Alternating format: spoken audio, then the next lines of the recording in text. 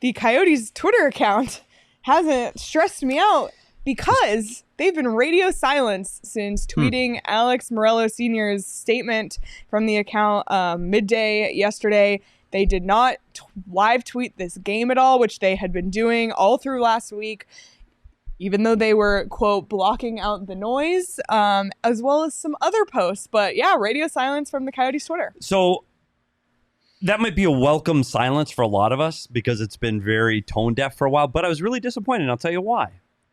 Because if you've been following the Coyotes Twitter over the last week, and I know all of us have been, there was a very important event going on over the weekend at the Scottsdale Fashion Square. They had a pop-up for their streetwear. And I didn't get to hear the follow-up for the pop-up to their fashion wear because their Twitter went silent. How am I supposed to follow streetwear fashion if they're not tweeting it out? Did that come before or after the statement?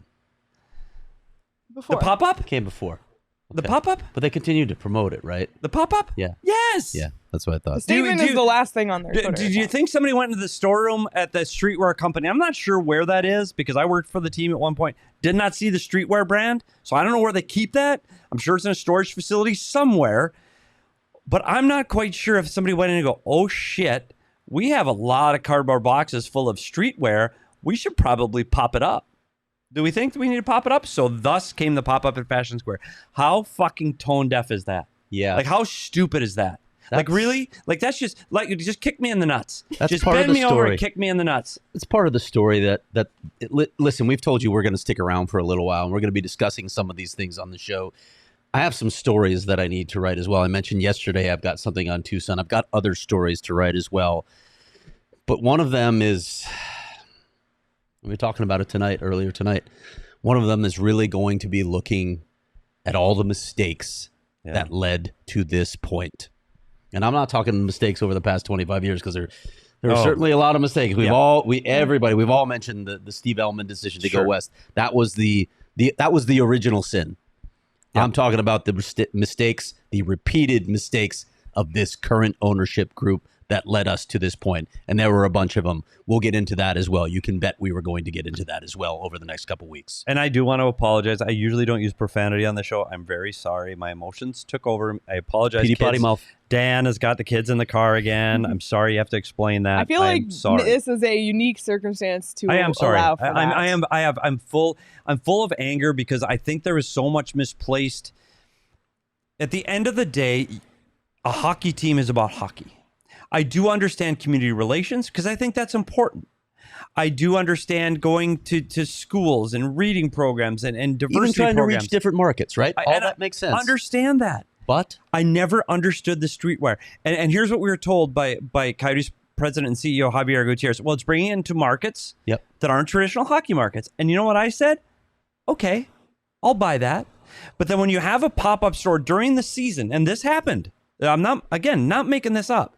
They had a pop-up during and with another one of their rebranding of one of their other streetwear companies. They didn't send their social media team to the game where the actual hockey team was playing. It was dominated at a pop-up store. Oh yeah, I was at that pop-up. Yeah, you were at that Sean. pop-up. But they dominated the pop-up store. And again, to me, that's where the vision gets lost.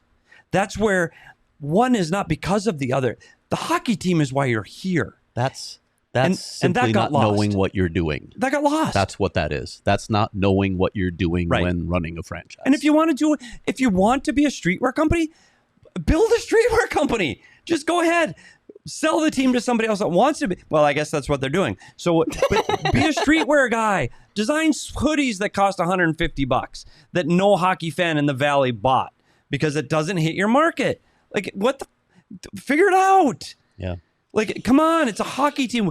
And I said this before about being a fan of a team. And I'm a fan of a couple. I follow the Coyotes. I don't know if I'm a deep fandom because I wasn't born into it. But I don't care about all the periphery. I want my team to win. Period. End of story. That's all I care about. And I love all the periphery things that they're positive and they bring that positive energy. I want my team to win. Yep. The rest of it, I don't care. So until there's an owner in this valley that understands that people don't care. People in the valley, they want you to be a good person. They want you to be publicly positive. They want you to be a part of this community, embrace the community. And more importantly than anything, they want you to show them that you're trying to win. And I think this season, with Bill Armstrong and the draft picks and the development people and the players that he's got coming up, I felt that they were finally trying to win.